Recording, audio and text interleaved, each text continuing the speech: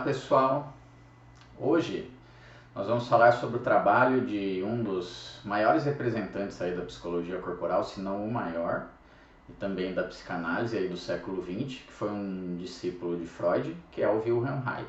Basicamente o Reich é conhecido por diversos trabalhos, né? Dentre os quais aqui a gente vai falar um pouquinho de um dos seus trabalhos referente ao traço de caráter oral, que é um conceito, né, da psicanálise corporal, que descreve determinadas características de psique, de uma personalidade ali, que ela se desenvolve a partir da experiência ali do contato com a mãe, em especial durante a amamentação. De acordo, né, com esses conceitos de Reich, a relação entre mãe e filho durante a amamentação é crucial, é um momento crítico para o desenvolvimento humano, principalmente da parte emocional ali da criança, né? De como ela vai se relacionar com as outras pessoas, etc, etc. Né?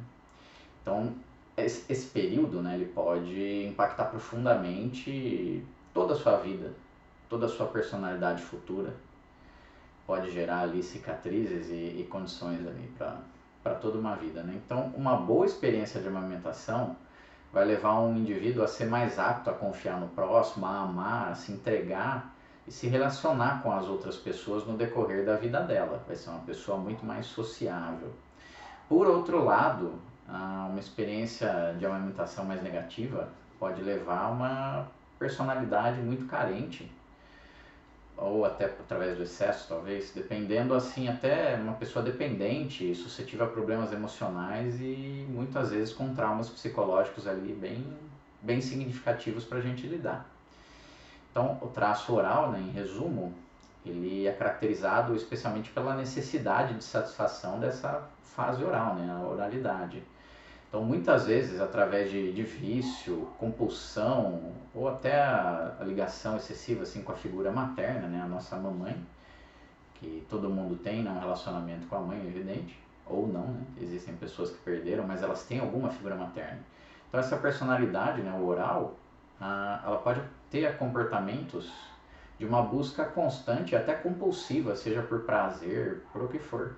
Então, o medo de separação, a dependência emocional, dificuldade em confiar no próximo, dificuldade de ter relacionamentos saudáveis, né, sem se deteriorar, que sejam duradouros, ou pessoas que pegam ali um excesso de atividade, colocam ali os seus tentáculos, né, em absolutamente tudo para tentar se estabelecer como uma pessoa necessária ao próximo, que o outro vai precisar dele ali o tempo inteiro, né, da presença dele, que não vá embora, que fique sempre com ele.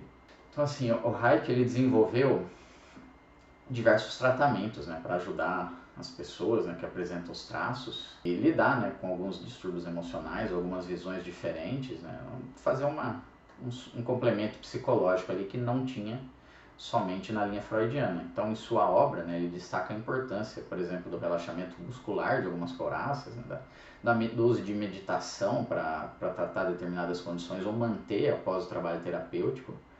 E posteriormente, né, essa obra dele foi complementada por vários, né, mas em especial a gente dá destaque para Alexander Lowen, que é o fundador da teoria da bioenergética e toda a linha de terapia que a gente aborda aqui dentro do curso.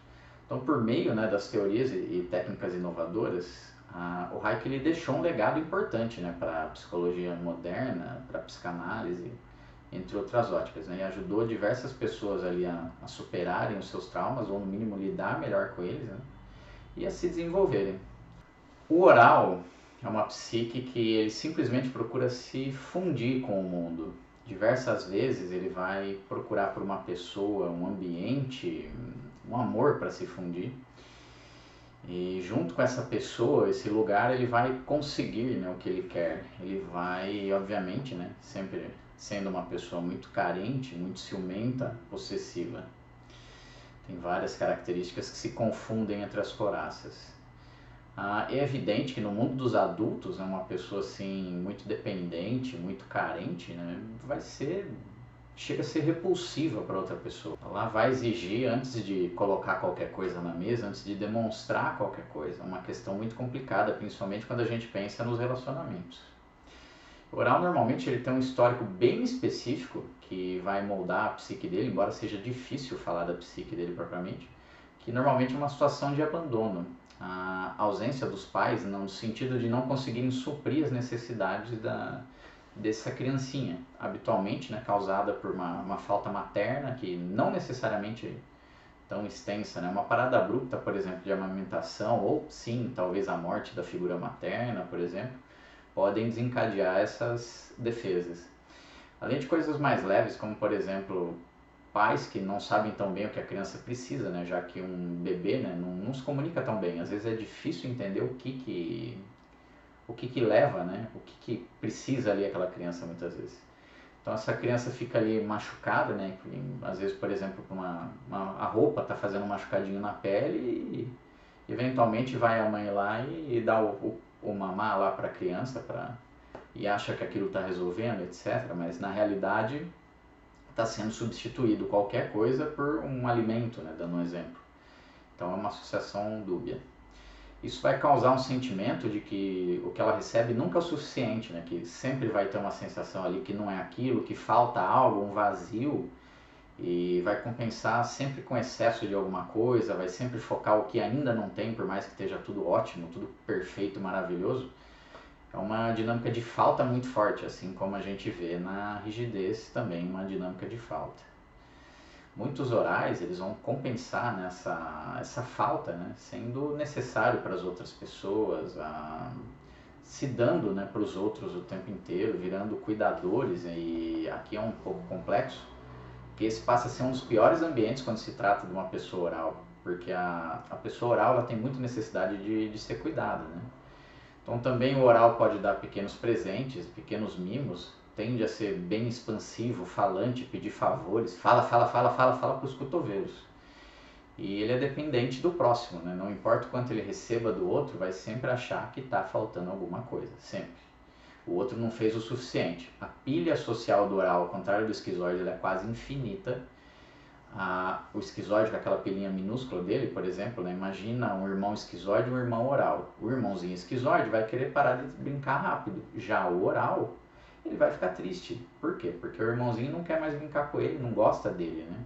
Então o oral ele vai se sentir muito mal quando isso acontecer. Ele vai sentir que o irmão não ama ele, etc. Mas na realidade, mesmo que o oral fique extremamente triste com isso, só acabou a pilha do irmão, né? Não tem a mesma pilha. Os orais eles também são muito ligados a questões como depressão, frequência muito maior, né? Principalmente se comparar com as outras coraças.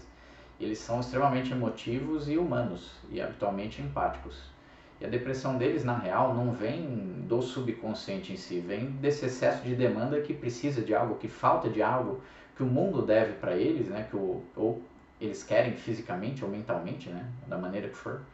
E é isso que vai causar essa depressão nele, né? Outro ponto importante é a ausência de agressividade nos orais, que muitas vezes causa depressão. Isso, assim, quando eles estão com os outros, eles ficam mais para cima, mais felizes, etc. Quando estão sozinhos, mais infelizes, mais para baixo. Então são pessoas mais suscetíveis a terem sofrido, por exemplo, durante o isolamento da pandemia que a gente passou recentemente. Enquanto que, por exemplo, já os esquizoides, fazendo um comparativo, eles estavam no paraíso, né? Tudo que eles desejavam ali, de estar sozinhos, sem ninguém enchendo o saco, de boa, etc., eles tiveram, já o oposto para o oral. Os orais, eles devem aprender principalmente a impor os limites nas outras pessoas, né? E até mesmo o limite quanto a eles mesmos, saber quando realmente é uma necessidade própria ou se é uma carência, né, dele, ele sabendo que ele é assim. E assim, ele não é que ele vai simplesmente sumir, ele ainda vai voltar, não vai sumir aquela carência dele, né? Mas ele vai aprender a lidar com isso, ele vai aprender a preencher o próprio vazio dele, a ser o próprio suporte dele, né? Ele consegue ser menos sentimental, depender menos dos outros, etc. Algumas pessoas elas vão lutar contra isso de uma maneira tão forte que elas tendem a ser totalmente o oposto, uma pessoa totalmente independente, que não se conecta com ninguém, etc. Ou só, igual o exemplo anterior, eles só vão dar para o mundo, eles viram cuidadores, né? Ou eles não querem nada em troca. E aí é a pessoa que normalmente está mais suscetível a ter um burnout, a ter doenças extremamente raras, que é outra coisa comum, né, nos orais. Outro problema é essa questão da agressividade. A maioria dos orais eles não possuem nada ou quase nada. Então a gente deve trabalhar no incremento aí da agressividade deles. E outra coisa que evoca muito sentimento forte nos orais é se a gente pede para eles, por exemplo, fazer um teatrinho, né? Como se eles estivessem pedindo alguma coisa, ou que eles fazem um gesto de súplica ou demandam alguma coisa, como uma criança mesmo. Então, algumas questões elas não são tão simples. Por exemplo, ao forçar a alimentação, né, além do que uma criança consegue comer, que o estômago é do tamanho da mãozinha, né, a gente está causando um trauma de oralidade que na realidade vai causar um bloqueio masoquista na pessoa. Em que sentido? Essas fases iniciais da oralidade, a pessoa não tem capacidade muitas vezes de se defender. No final da oralidade até tem. Mas assim, ela não consegue falar não. Então ela se sente invadida com uma comida forçada ali, etc. E a pessoa pode desenvolver uma defesa masoquista e com uma traumatização na fase oral, por exemplo. Então, essa fase oral, a criança que já for capaz de cerrar os dentes e se defender minimamente, falar um não, evidente, né, que cada pessoa é única e o desenvolvimento em si ele vai variar muito de uma pessoa para outra. Voltando para o assunto da agressividade, quando ela vem, é em picos muito rápidos e rapidamente ele zera a agressividade dele, seja na questão de se impor, seja no comportamento, como for. O oral durante a vida inteira, ele vai sentir que o mundo deve alguma coisa para ele, que ele não recebeu alguma coisa, que ele tem que buscar o alimento, talvez a sua nutrição, ou que alguém deve para ele isso, né? Que o mundo deve para ele de alguma maneira dar o que ele precisa. É uma maneira até narcisista, né? Se você pensar na cabeça do oral, de achar que ele merece tudo, que muitas vezes ele até se desliga da própria empatia e aceita algum malefício para o outro, contanto que beneficie ele mesmo. Uma outra característica forte da oralidade é a hipocondria. Não somente para remédios, tá? Em várias situações, principalmente de identificação, mas qualquer outro exemplo que ele vá se encaixar também. E até onde ele não se encaixa, ele vê como se fosse uma indireta para ele. Sempre vai encaixar e ele vai achar que a carapuça é para ele. Já que ele não se identificar, não que ele vai se identificar com tudo propriamente dito, né? Ele também tem uma necessidade forte de atenção, de ser o centro das atenções, né? Então, a maior quantia de eventos possíveis que ele puder participar e ser o centro das atenções durante a vida dele, ele vai estar lá. Então, seja em relacionamento, dinheiro, ou o que for, algumas dessas características, né, podem causar, né, que ele aceite relacionamentos mais abusivos para não perder a presença do outro, né, o que ele está recebendo do outro, o carinho, seja mental, fisicamente, o que for. E eles desejam muito serem amados, né, e eles desejam muito esse relacionamento que reconheça que eles são amados, etc. E são pessoas extremamente apegadas. Chegam até assim a aprender técnicas mais manipulativas para sugar o outro para a própria vida, né? Para trazer o outro para ele, para o outro viver essa realidade com ele, às vezes até cria problemas. O Kahneman, por exemplo, ele chamava o oral de inchado, e outra característica forte é que o Kahneman adotava como um subtipo manipulador invasivo, porque ele é expansivo, né? Tudo para fazer essa necessidade dele, né? Então essa capacidade que o oral tem de pedir, né, de ajuda, né, de fazer o outro se sentir culpado se não ajudar ele, e tem que dar o que ele precisa e etc. É uma das capacidades mais fortes dele. A pessoa oral, ela é a que mais tende a ter empatia com o outro, né, a ter mais ligação com o socialismo e mais com a inércia. Eles acreditam que o Estado deve ser capaz de fornecer absolutamente tudo para eles e que todos precisam viver ali em sociedade. Eles têm uma forte dependência emocional, né? Outros traços, já como o rígido e psicopata, eles tendem mais a um ambiente frio, competitivo, um ambiente mais capitalista, bem diferente do oral. O oral ele tem uma visão mais de comunidade, não porque ele é bom, porque ele tem essa necessidade. Então o motivo de se trabalhar a agressividade, a raiva no oral, é que enquanto alguns traços, como por exemplo o rígido usa a máscara de perfeição, de superioridade, também existente nos psicos, né? No caso da inexistência também, né, de alguns esquizoides, né, ou a submissão do masoquista, né, o oral ele quase sempre vai ter aquela máscara assim do amorzinho, que coisa linda, que legal. Então assim, ele tem muita dificuldade de demonstrar quando ele fica bravo, algo que ele não quer, ele não consegue ficar agressivo, ou ele negar alguma coisa, ele simplesmente não consegue. Então, de maneira simples, o seu corpo ele tende a ser mais infantil, com pernas mais curtas, às vezes até travadas em X, Ele é mais fofinho, né? Mesmo quando magrinho ele tem lá a sua gordura. E suas partes muitas vezes é mais volumosa, sem tônus muscular, né? Até uma certa ausência de tônus muscular. Sua musculatura ela tende a ser mais flácida, mais caída em relação a muitas outras couraças, né? A cabeça dele tende a ir para frente, né? Como se ele quisesse sugar, morder ou comer, alguma coisa do tipo. E o ombro deles é mais assim, jogadinho para frente, mais caidinho, né? E habitualmente com uma cifose. A gente tem que sempre olhar com cuidado para essas coisas, né? Todos atualmente, por exemplo, utilizam muito telefone, o que dificulta a respiração, postura, etc, né? Principalmente a geração nova ali o dia inteiro com o celularzão jogando para frente. Bom, vamos parar de devagar aqui. O trabalho importante a se fazer é o relaxamento da musculatura de costa e de pescoço do oral, além de melhorar a postura dele, né? E fazer o fortalecimento da parte de core e pernas. A gente pode considerar o corpo como se fosse o nosso mundo, né? Ele é o nosso templo. E no caso do oral, ele não consegue reter muito essa energia do mundo, né? Dos outros, especialmente devido a algumas características na barriga dele, mas não vamos entrar aqui. Ou a perna sem muita força, ou o X, né? Muitas vezes nos orais, especialmente sem defesa, a gente tem que criar essas defesas, criar uma certa musculatura, uma estrutura para que ele consiga, né?